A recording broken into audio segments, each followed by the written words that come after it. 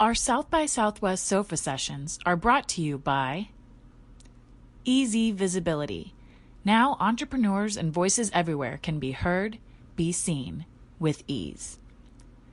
Be sure to support small business with some jewelry or a rainbow cat hoodie from our merch shop at imperfectfifth.com/merch. Was there a moment or a specific memory when you realized that music was your path? It's something I wanted to do from a very early age. As a kid, I wanted to play and perform, and so I jumped in. Like, I started taking guitar lessons when I was maybe 11. Wow. And started a band, in middle school, and started writing songs not long after that. And That's yeah, awesome. and I got the bug to write songs right away too.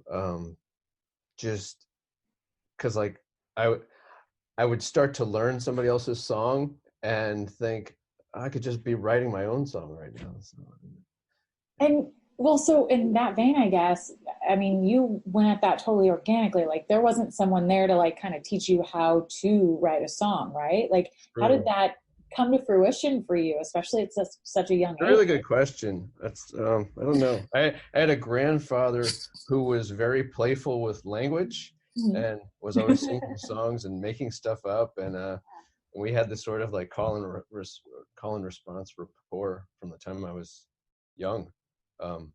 So I was always interested in wordplay, and I don't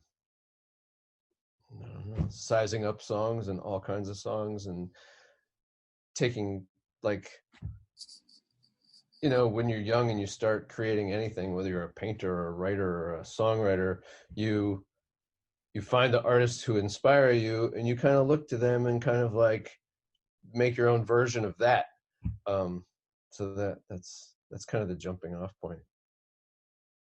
When you released your single last December, Mad, I wanted to know, was there any specific inspiration behind that sentiment itself, or was it like a culmination? Did you read about that already? A little bit.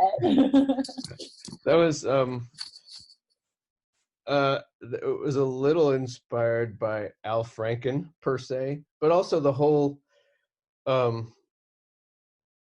it's weird. It's like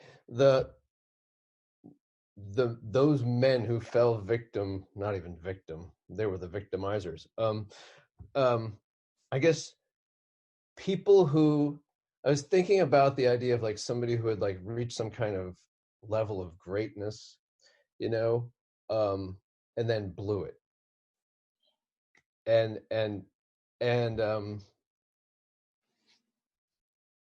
And got caught or trapped or whatever, it came out that they'd blown it, and rightly so, they were shunned. But however, like, I was thinking about like how they would feel toward themselves, and that's kind of what inspired it. Yeah.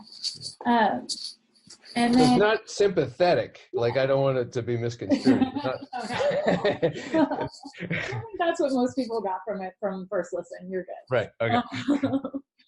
But and then, as I had noted at the beginning, you have been pretty active online, and that's really awesome to stay engaged with your community and everything. So what are you doing currently? Because I mean, a lot of that activity has to do with the fact that, like, not only am I a working musician and songwriter, but I also run a music school. It's like a community-based music school where I live, that serves tons of adults and tons of kids, like a whole cross section, like as many adults as it does kids.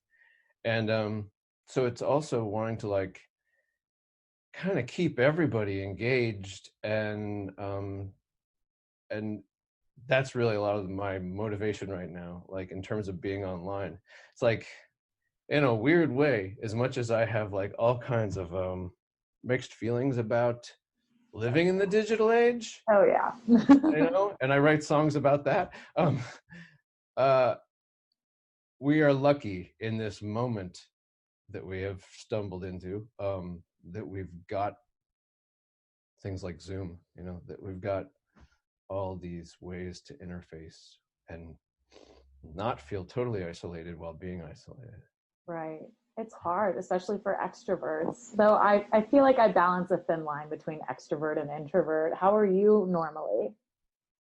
I definitely, well, it's funny, somebody keyed me into the term ambivert years ago. Yeah. And that's pretty much my jam. I like to be alone, but I also thrive among people. So it's, yeah.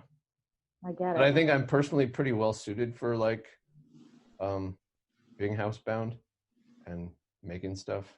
Yeah. Seems like it could be a pretty good time for creativity at the very least. Could be. Especially since we do have these means to like talk to each other. Exactly.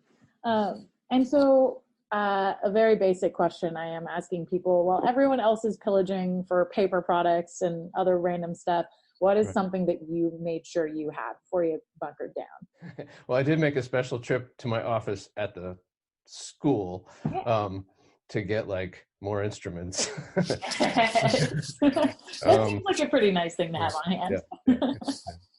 So that was key.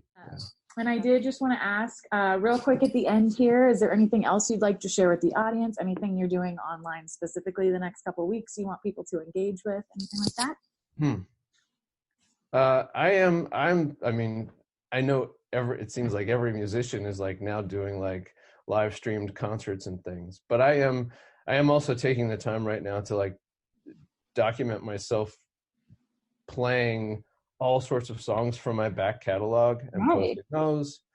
And also because I, run this school with a bunch of amazing teachers, the school is called Beacon Music Factory. We're also posting lots of content, how-tos, and stuff to keep you playing. I think this is a great time to like learn something new. There's so much DIY stuff on YouTube, etc.